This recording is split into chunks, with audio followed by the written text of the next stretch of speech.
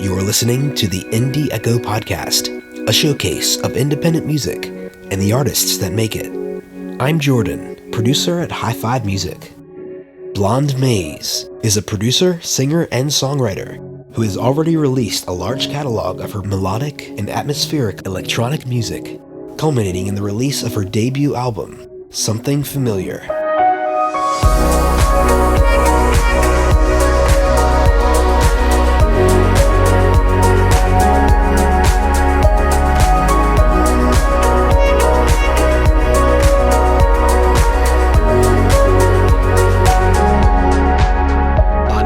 Welcome to the show. Thank you. Thank you for having me.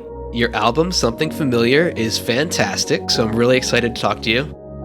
And how does it feel, first of all, just to have it out? Well, first of all, thank you. I really appreciate that. It feels really cathartic to have it out at this point. It was such a long time coming. At least it felt like a long time coming. And because some of the songs are a couple years old at this point, right? Yeah, I think the oldest one is from last August, maybe? I think Not All Flowers Bloom was the first one I released from the album, and that was, I'm pretty sure it was August of 2020. But yeah, it's over a year now. So it feels good to finally just have it out. And I've been trying to hype it up for the past however long, and I finally get to share it with everybody and be like, this is what I've been holding on to. Yeah. So, the release. Yeah. So nice. Yeah. So I am from New Jersey initially, but I moved to New York in 2010 and I've been there since, although I was in England for a year between then. I grew up listening to a lot of singer-songwriter pop rock indie stuff. Very different from what I listen to now, but I still have a great amount of respect for it. I would say I think the first band that I remember listening to a ton when I was a kid was Third Eye Blind. I was obsessed with them. And I think my dad took me to my first concert, which was Bruce Springsteen. Okay. Yeah. Classic. So yeah, a little different from what I listen to now, but yeah. And so how did you get into the more electronic realm?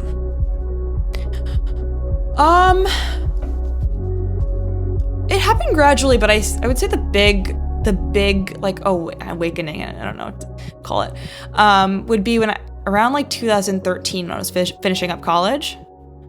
I started listening to very indie electronic music. I started listening to, Purity Ring. I started listening to Purity Ring a lot. Okay. And I think maybe through them I started discovering other similar artists in the more indie electronic realm. I remember using Spotify's radio feature because back then it wasn't really playlist centric. It was the way you discovered music on Spotify. If they had playlists, I don't remember, but radio was the way I discovered music on Spotify back then. So I remember finding all these electronic tracks and going to their song radios and just playing them on my commutes into school and whatnot. And I just kind of fell in love with it. And then I went to England the next year, and I actually started working for an indie electronic band's manager at that point, and I was exposed to so much of that kind of music, and I just loved it. And I was like, yeah, this is I feel very comfortable with this. I like this. This makes me feel something good. Did writing music come later, or was that something you had done since you were little? It's something I had done since I was little, but writing electronic music was more around 2015-ish.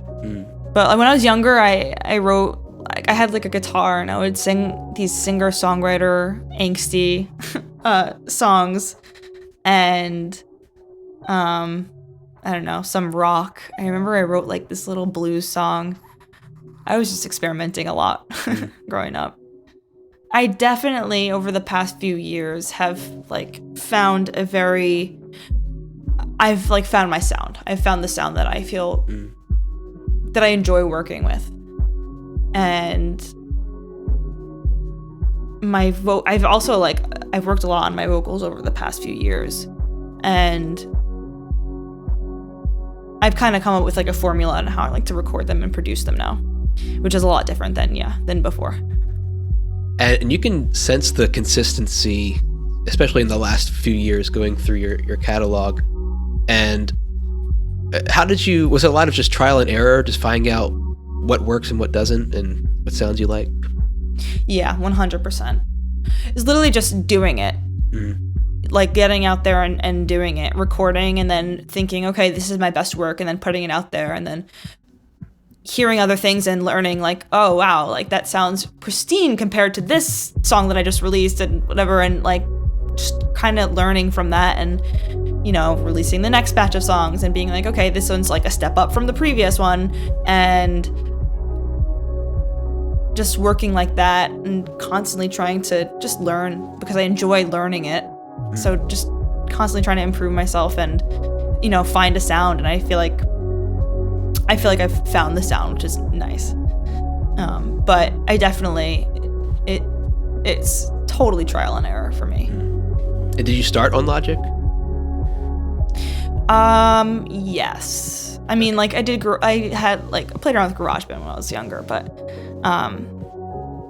I remember my singer-songwriter albums, I got it recorded by a sound engineer, and he was using Logic to record, and I was like, oh my gosh, that's so cool. Like, I want to do what he's doing. Like, forget my performance of singing a song.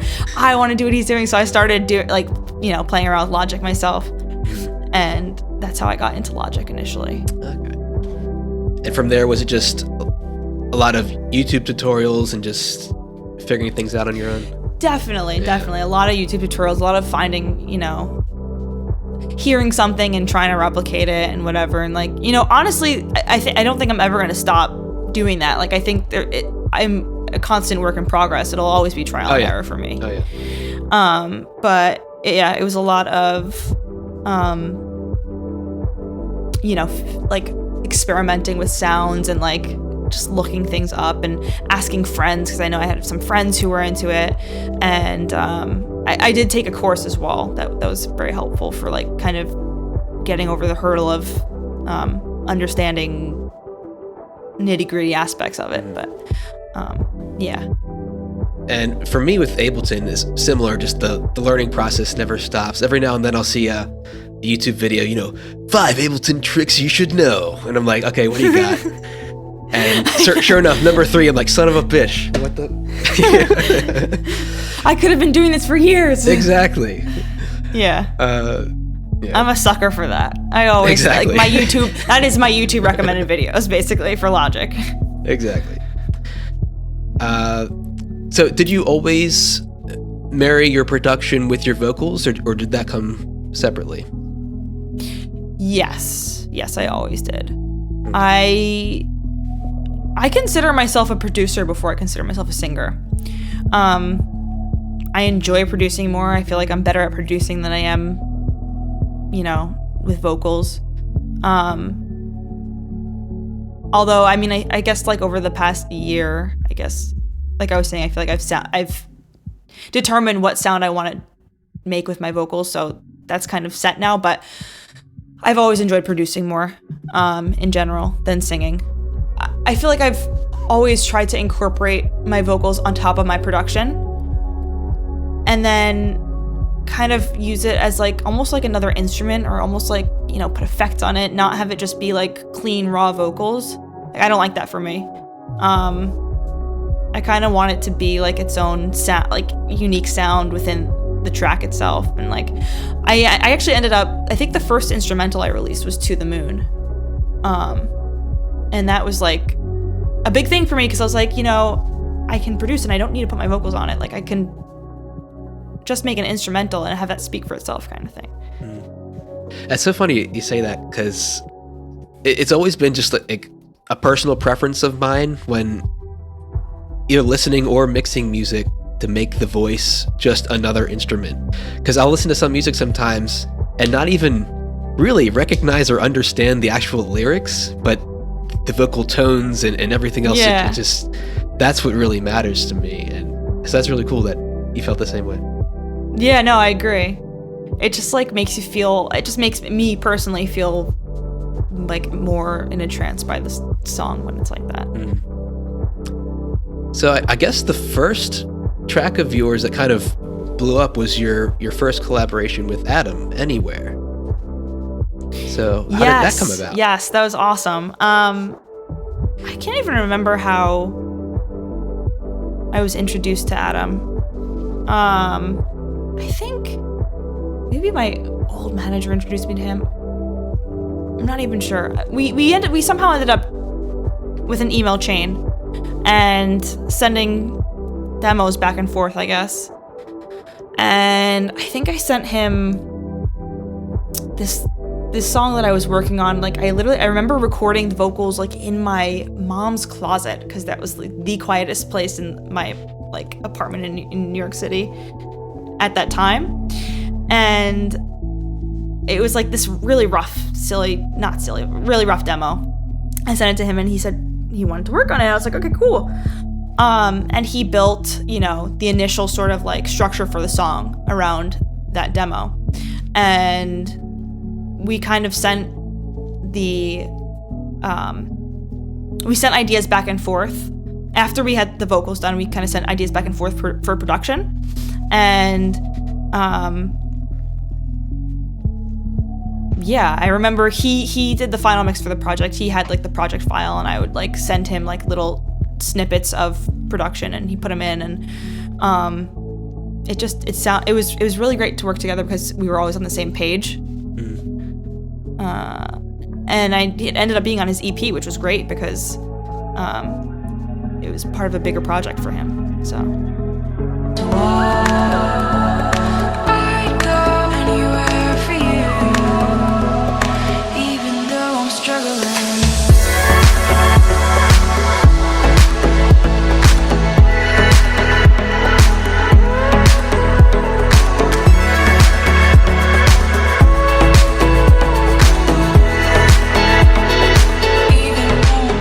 And not too long after that, I guess you started releasing pretty consistently with Enhanced. And in the dance music world, for those who don't know, Enhanced, at least to my ears, is like top tier. You got Black Hole and Anjunabeats, all those guys. And I always follow Enhanced and Monstercat and Silk, which is now part of Monstercat. Yes. And Enhanced Chill is what you primarily release on, which is their subdivision. Which is exactly what it sounds like, the more chill electronic side. And so how did you hook up with them? So when I was in England, after I finished college, that's where I took a little sort of like music adventure. And I worked for, actually, I just remember this. I worked for the Beggars Group for a little bit. Which are like 4AD and XL and all those. And then I also worked for, I think I said this before, I worked for a band's manager, an electronic band's manager. One of the other jobs I had was interning for Enhanced. So I interned back when there were literally, there were maybe 3 to 4 employees. And 2 interns, and I was one of the interns. And 3 to 4 employees that were like consistently in the office. I think there were like other people, but that was like the main, whatever group of the office. And it was in this like one room. It was in the same building, I believe, that I was doing my audio program in. And they didn't have Enhanced Chill back then. It was more, progressive house, kind of melodic, whatever. And then me and Will, who's the director of the label, Will Holland, we kept in touch, and we saw each other like once or twice over the years. And when they started Enhanced Chill, it was kind of the perfect opportunity to work together as an artist and label relationship after having interned there back in 2014. So it kind of came full circle and really cool. Did they know you made music, or was just kind of sprung on them? Yeah, no, they knew I made music, but it was. Hey, by the way, no, they knew I made music, but it was never anything that their other labels, never in the vein of anything of their other sub labels. Gotcha. Which is why when Enhanced Chill was founded, it was like, okay, this is a good opportunity to work together and like build something here. Gotcha. And so you released a number of singles and EPs, but what made you decide now's the time for an album? And what made you think now's the time and these are the songs that are going to be on? I think I was ready for a bigger project and a bigger story. I don't know what sort of triggered the idea. Like, I don't even remember why we started talking about doing that, but I was talking with the Enhanced team, and we just kind of got onto the topic of working together on something bigger. And I thought, since I have, they're great, they're amazing at what they do, and I thought since I have a team like this behind me, I mean, it's kind of the perfect time to try that out. So I decided, I had like a bunch of songs that I had kind of started, but like some of them were older, some of them were newer. They were all just like little piecemeal of sounds. And I kind of sat down and went through my files, and I was like, okay, what am I going to build here? And I remember putting this whole playlist together and listening through and being like, okay, I think these tracks share the same sort of theme, and like it's kind of what I feel I can work, like they're in my mental space right now and what I want to work on right now, and I think people will be able to relate to them. And so I sort of sat down and was, determined, okay, these are what I'm going to put on the album and tell a story, through these 12 tracks. And by that point, you had definitely developed your sound, the proper Blonde Maze sound.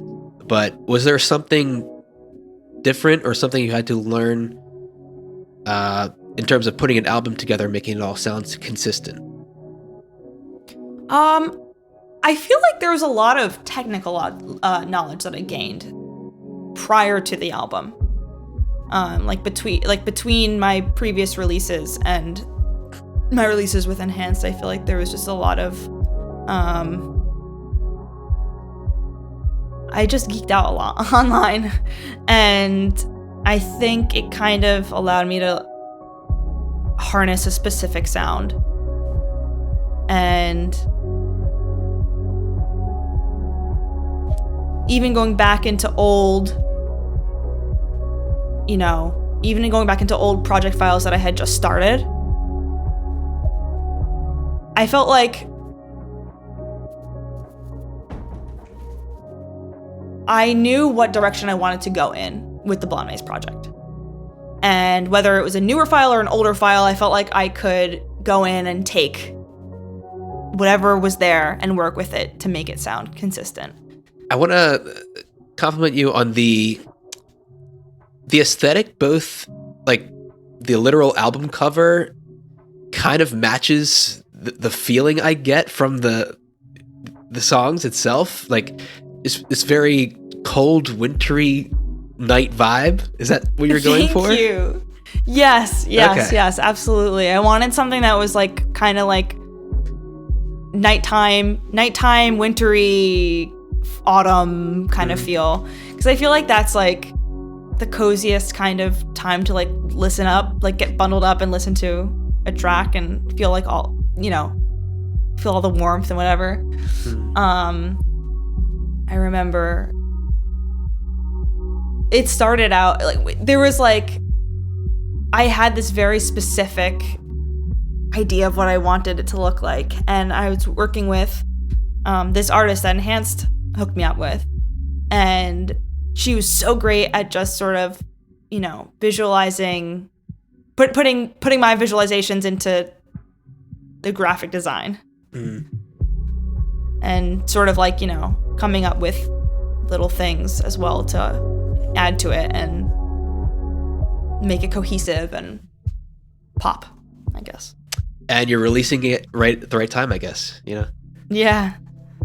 And it's interesting because a lot of electronic music, especially the more dancey stuff, is more summer focused, summer nights and Ibiza and all those things. So that's cool to have the winter alternative. Yeah, I think like there are a couple ones on the album that I think are like more summer songs than winter songs, but I think as a whole the album is like more of a cold weather kind of album.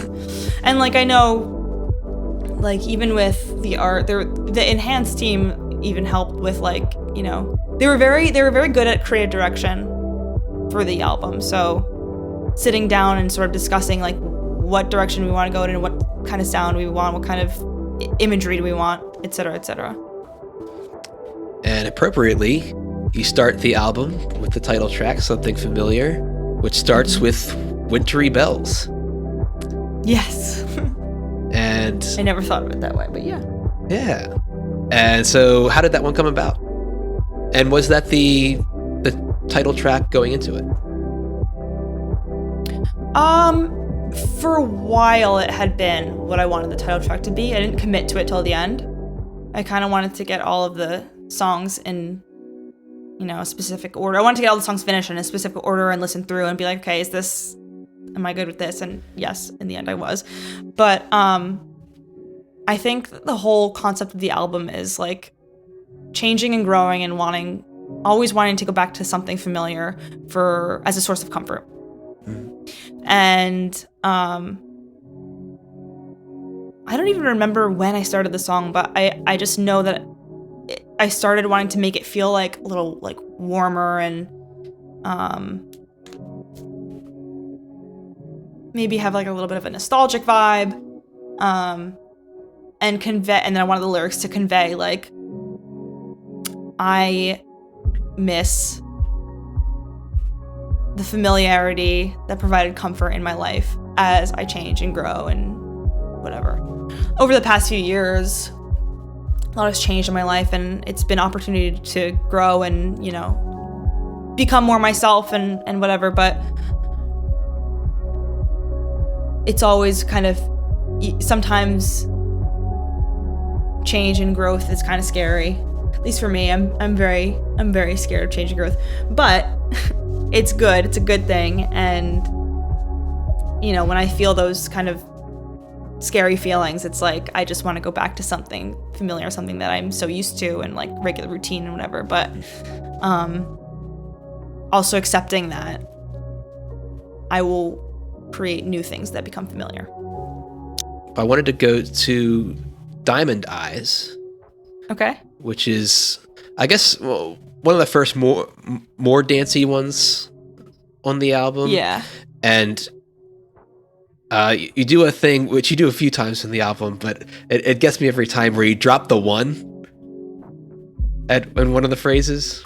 Oh, yeah. Yeah. I don't know why, it just gets me.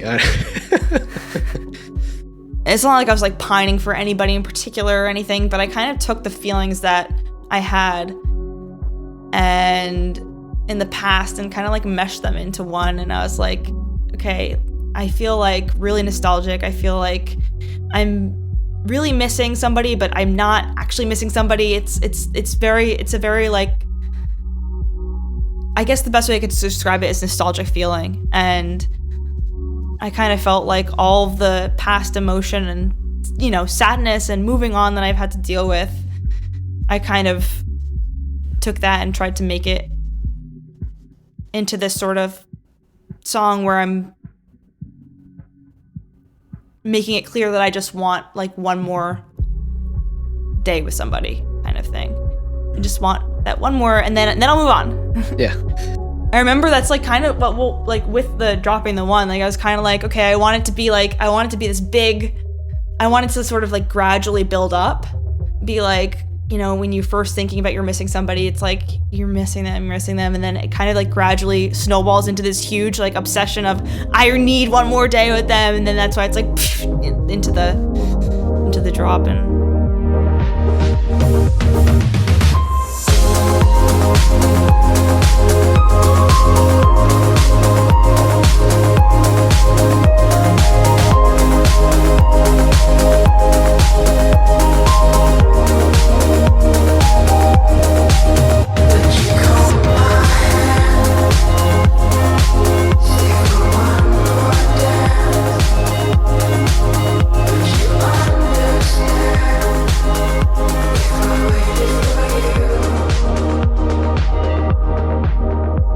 If I Could is one of my favorites. It's the chorus in that one, I can just picture people just like singing it out at a concert or something. Thank you. Did you write that with like a live environment in mind at all? Oh, I totally did. I remember I sent it to my family and I was like, what do you guys think of this? And I think my brother said something like, oh my gosh, I can just like see people singing along with you. I was like, yeah, okay, cool. That one I actually wrote from what I imagined was another person's perspective, singing to like me. Okay. I felt like that's the only song on the album that I did that with. If I could warm your bones and soak up the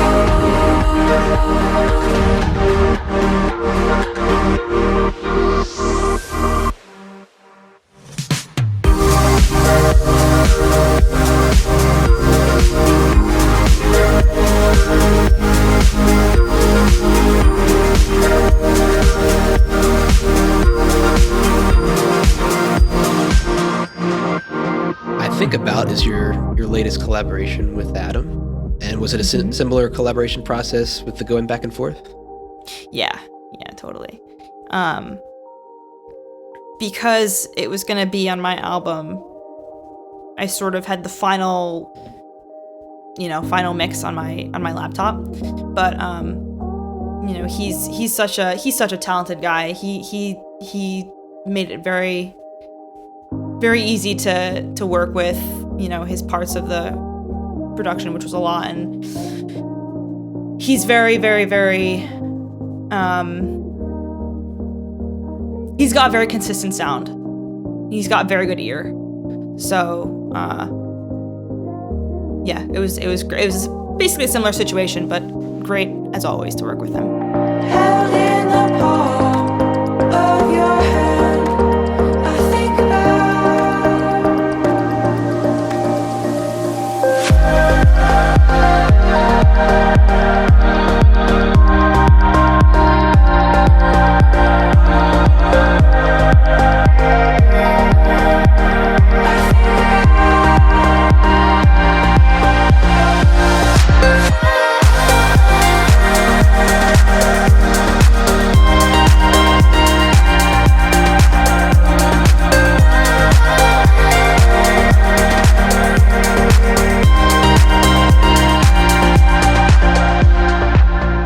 I'm a sucker for those triplet plucks. It's just so simple, but back in the early Deadmau5 days, because I was a trance guy for so long, but Deadmau5 I think was the one that brought me down in terms of speed and mood. And just ever since then, I've loved the eighth note or triplet plucks, either one. Just does it for me every time. Yeah, I remember when I sent the song to him initially, the demo to him initially, it was like, it wasn't that, it was just like, 4-bar chords, whatever. And he sent back, and I think what he sent back wasn't the final chords that we used, but he sent back those sort of like, triplet chords. And I just remember being like, yeah, this is awesome. Like, that's a good call. Good call, Adam. And we kind of like rearranged some of the chords throughout the song throughout the song making process, but they were definitely like the main part of the song for sure. This might be an easy one, but is a break in continuity just what it sounds like? It's just like a little intermission? Okay. It's like a little interlude. Yeah. I wanted to have some sort of like breather. Okay. And Blue Sweater that's probably one of the more summery ones you're talking about. Is that right? Yeah. Okay. It's funny because it's about a sweater, which is like winter, but the kind of the sound of it is more like a beat kind of, you know. It's more of a deep house kind of bass going on. Yeah, it's like bass driven and yeah.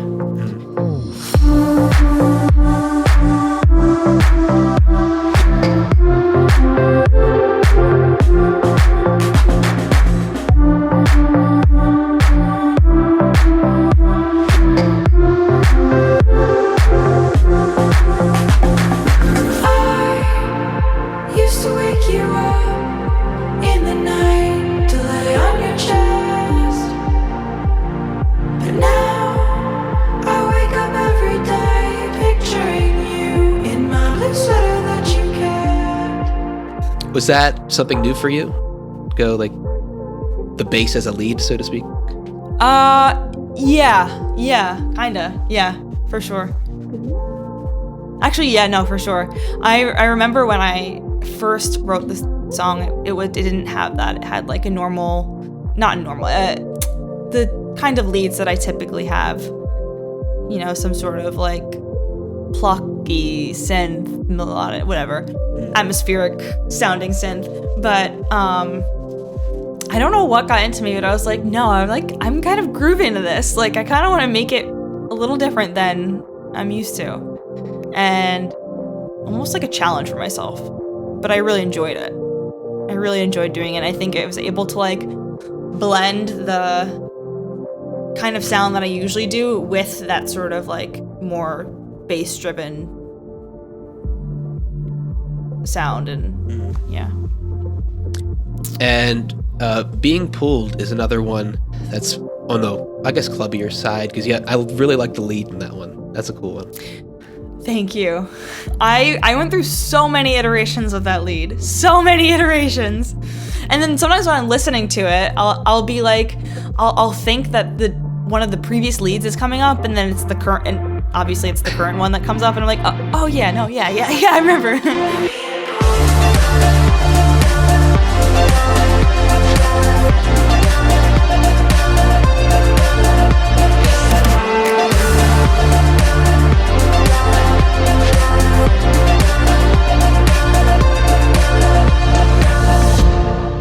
Leads are tough because,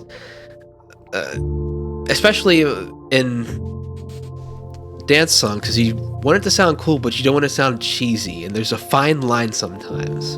Yeah. And do you just do a whole lot of tweaking, or do you just go preset to preset and just kind of seeing which one sounds the best? I usually have like a few presets that I create the lead on initially, because I'm like, I know I like the sound, so I want to create the melody. Once I create the melody, I kind of experiment with different, presets and tweaking little things here and there. But I usually start with like one of 3 presets that I just know how to work with. And what synth do you usually use? Serum? Ooh, yeah. There may not be one. Well, see, it's definitely Serum. Serum is I would say probably every single track on the album has at least like 3 different Serum tracks. I've been using these VST pianos that I really like. One is called like Imagaro or something. My friend Alex Baker introduced me to that. And then there's like this company called Fracture Sounds that samples pianos, and they can be used in Kontakt. And I've been using a lot of those too. I use Nexus a lot as well. I don't even know. A lot of different. There's one called Diva that I use. I think it's a Yuhi company. I don't know how to pronounce it. I've been using a lot more Spire recently, at least for recent projects. I've never used Spire. Okay. I only recently got Sylenth. Okay. I had been holding out on that for so long, and I think like a couple of the tracks towards the end of the album use it. Yeah, that's still on my list. I have to wait for the Christmas sale or something to buy. Yeah. But Spire I find is good for trance and like retro kind of sounds. Okay. So if that's what Yeah. you need, yeah. I think I've seen like some demos on it on YouTube, but I never downloaded it. I have to check it out. And of course a lot of the Spitfire stuff. Not just labs, but some of their originals I like too. Their strings and stuff. That's another sort of company that I've been meaning to check out. Spitfire. What else have I? There's one company that I can't remember. Maybe it was Spitfire. There's one company that has a ton of instruments and samples and that I've been meaning to check out. I don't remember what it is. It might have been Spitfire. Yeah, Spitfire There's also has, like, you know, they have like the Hans Zimmer piano and a lot of the big Right. names over there. Yeah. I have a couple of Isotope plugins.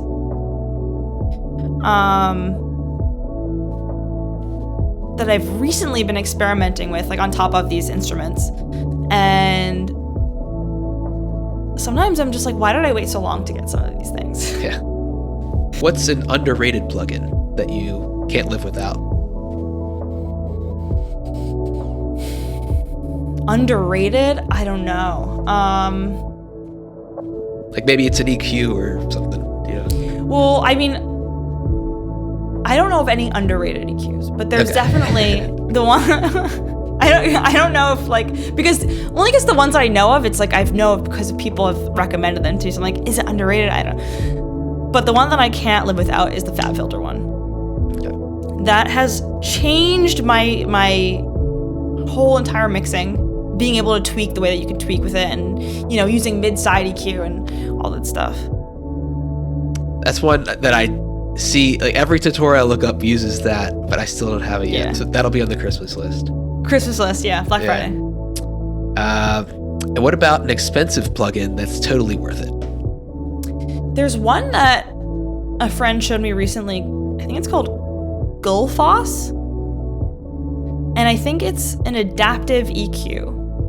And if you put it on your mastering chain, on your master chain, it makes the world's difference. But I remember it was an expensive one. To the Moon is the first track of yours I remember hearing. I probably had heard your Half an Orange collabs before, but that's the first one that I was like, I gotta keep an eye on Blonde Maze. And so you said that was one of the oldest ones you worked on, and your first instrumental. Yeah, it was the second one I released with Enhanced, and my first instrumental. Oh, you know what? It wasn't my first instrumental. I was wrong. The Kite was my first instrumental, but To the Moon was my second one. Okay. And, it was one of my favorites that I ever wrote.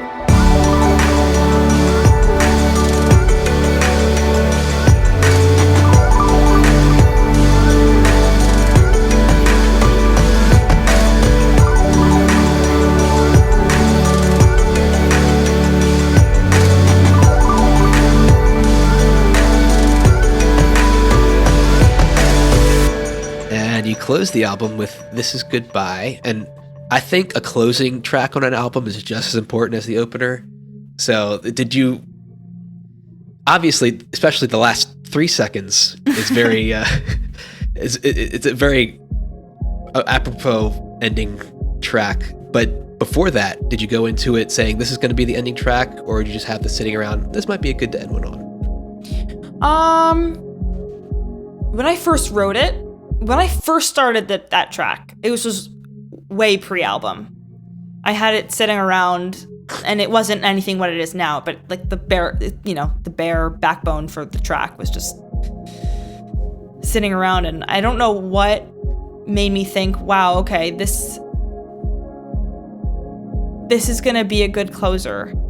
If I can like build it up to be, I kind of had to break it down and then rebuild it up. But I was like, if I could build this up to be kind of something that goes out with a bang, but is also like, I don't know, has a nostalgic feel again and whatever, that would work perfect as a closing track. So at some point when I was like working on multiple tracks at one time for the album, I was like, this one should probably be the closing track.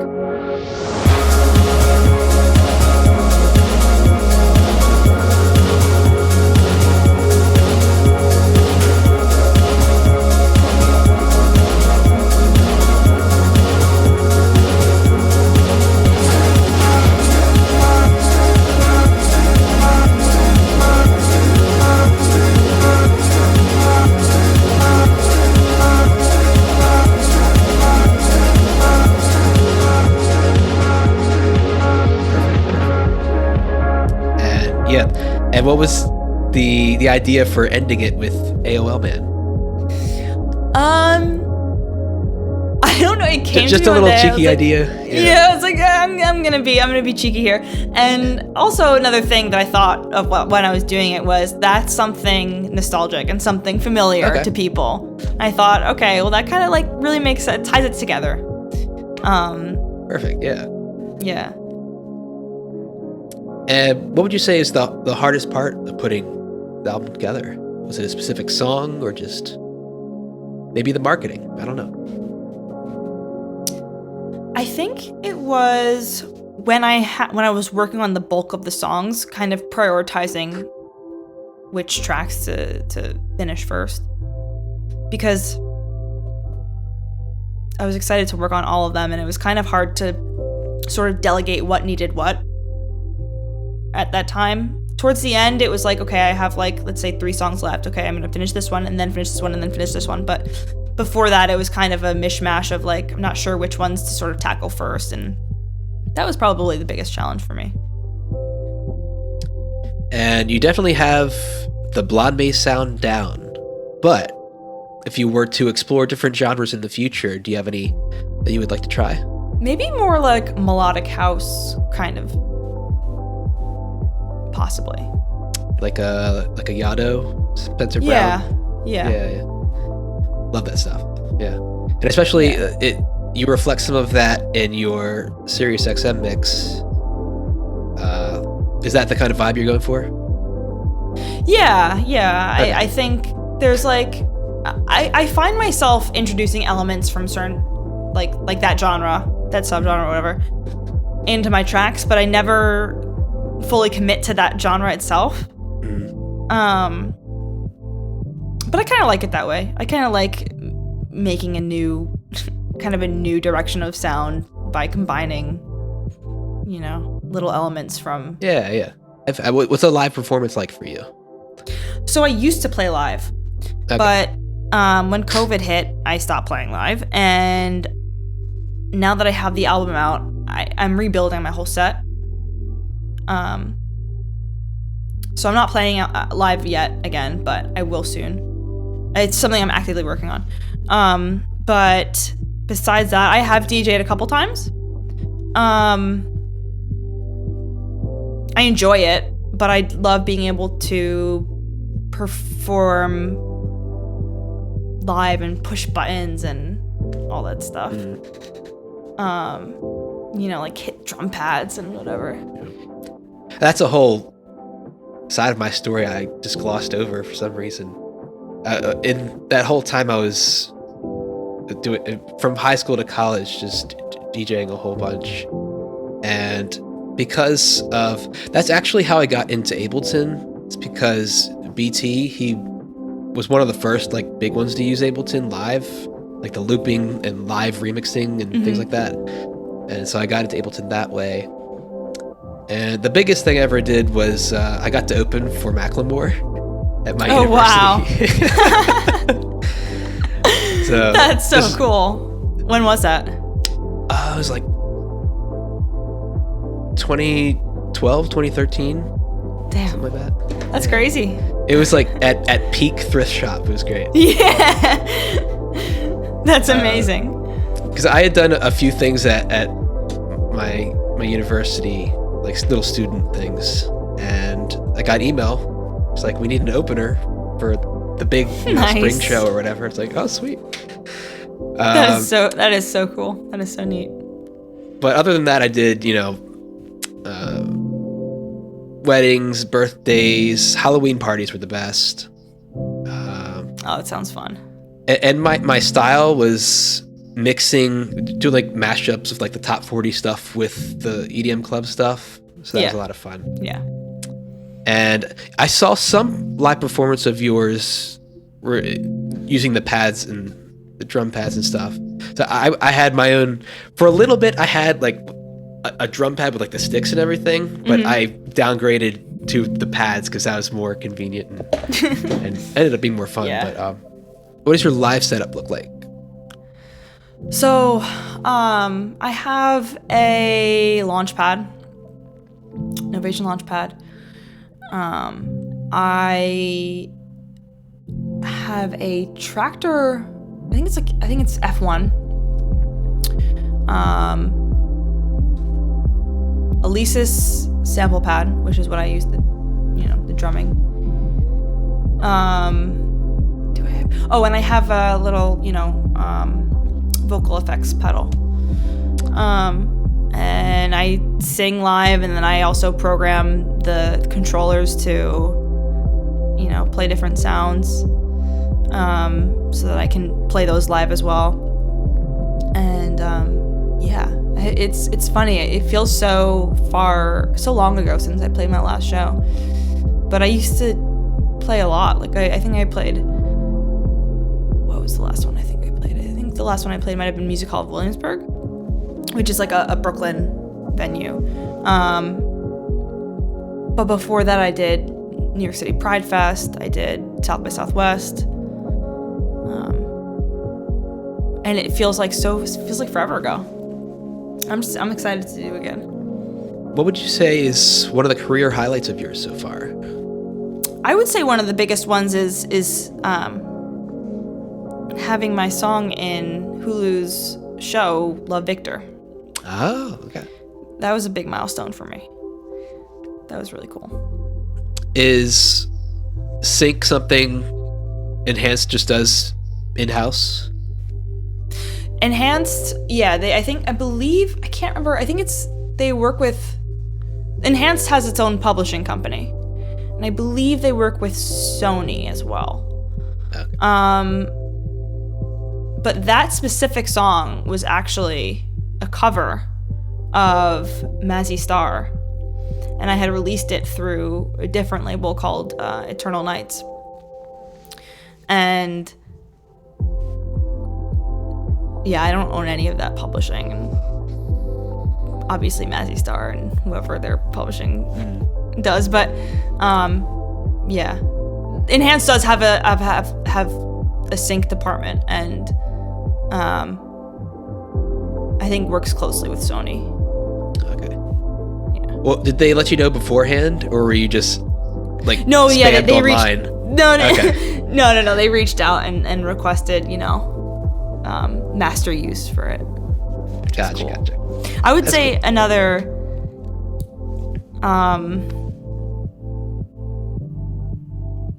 one is probably South by Southwest. That was really cool to play.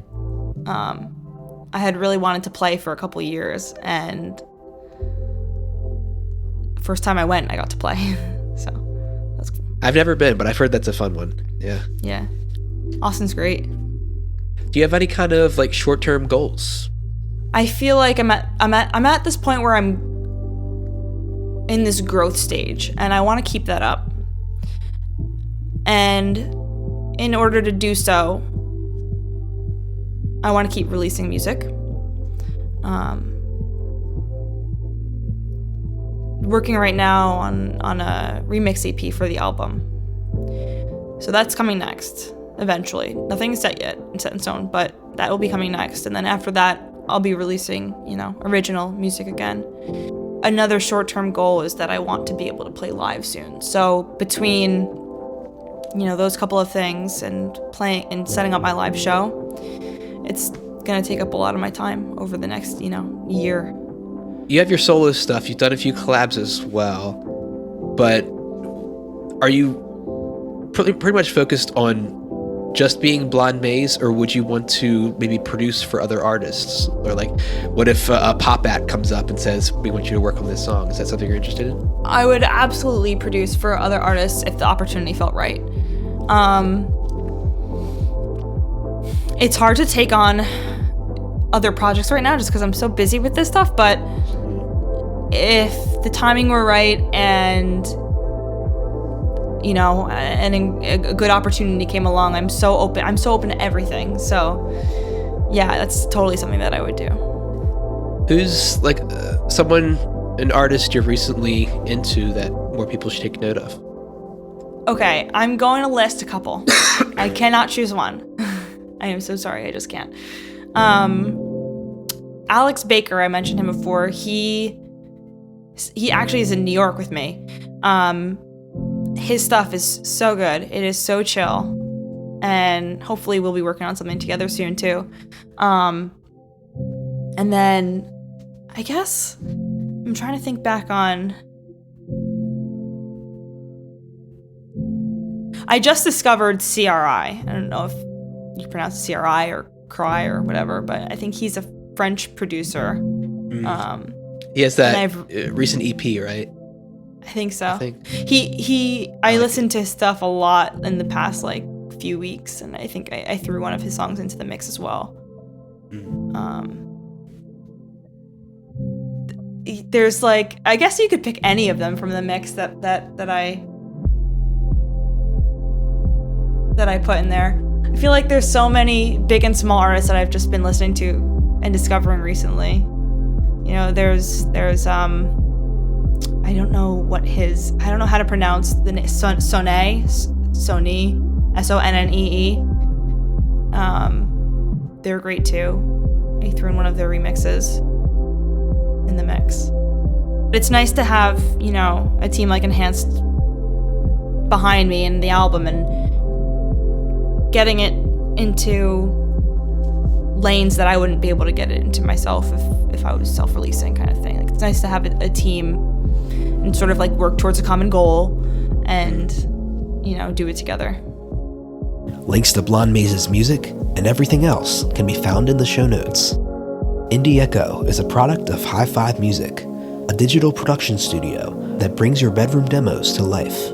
If you want your music produced, mixed, or remixed, visit the link on my Instagram @High5Music, and you can follow the show @Indie Echo Podcast. Thank you for listening. Goodbye.